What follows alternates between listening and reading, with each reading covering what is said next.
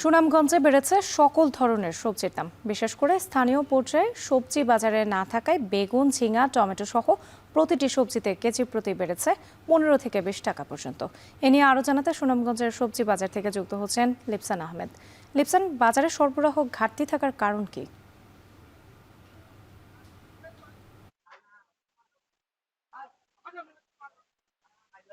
রাত্রে মূলত সুনামগঞ্জের যে সবজির বাজারগুলো রয়েছে সেই সবজির বাজারে আমরা দেখেছি সবজির দামটা অনেকটাই বেড়েছে। বিশেষ করে আমরা আজকে সকালে কিন্তু সুনামগঞ্জের যে সবচেয়ে বড় সবজির বাজার সেই সবজির বাজারটিতে এসেছি, ঘুরে দেখেছি। বিশেষ করে আমরা এই সবজির বাজারটি মূলত আমরা দেখেছি যে এখানকার যে স্থানীয় যে কৃষকরা রয়েছেন তারা কিন্তু প্রত্যেকদিন সকালে কিন্তু আসলে এই বাজারটিতে সবজি নিয়ে আসেন। তবে আমরা গত এক সপ্তাহ ধরে কিন্তু আসলে এখানকার যে ব্যবসায়ীরা রয়েছেন অর্থাৎ তারা যেটি বলছেন যে স্থানীয় পর্যায়ে সবজি বাজারে আসছে না। বিশেষ করে তারা যেটি বলছেন যে স্থানীয় পর্যায়ে সবজি বাজারে সংকট থাকার কারণে কিন্তু তারা দেশের বিভিন্ন জেলা থেকে কিন্তু আসলে গাড়ি পথে সবজি এই বাজারে নিয়ে এসেই কিন্তু আসলে জেলার যে সবজির সংকট সেটি নিরসনের চেষ্টা করছেন। সেই সাথে তারা যেহেতু জেলার বাইরে থেকে সবজি নিয়ে আসছেন যার ফলে কিন্তু আমরা দেখেছি যে যেহেতু জ্বালানি তেলের সংকট সেই সাথে পরিবহন খরচ বৃদ্ধির কারণে কিন্তু তারা সবজির দাম কিছুটা বাড়তি বিক্রি করছেন। তবে আমরা যদি বলি যে এই সবজির দাম বাড়ার কারণে কিন্তু আসলে নিম্ন আয়ের যে মানুষগুলো রয়েছেন তারা অনেকটাই আসলে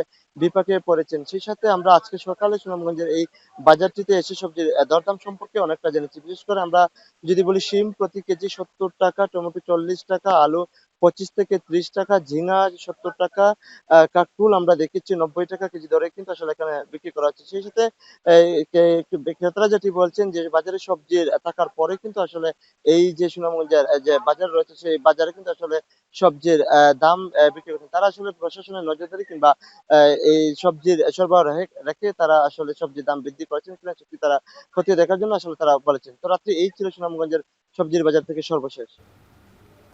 বাজার পরিস্থিতির খবর জানাতে সুনামগঞ্জ থেকে যুক্ত ছিলেন লিপসান আহমেদ।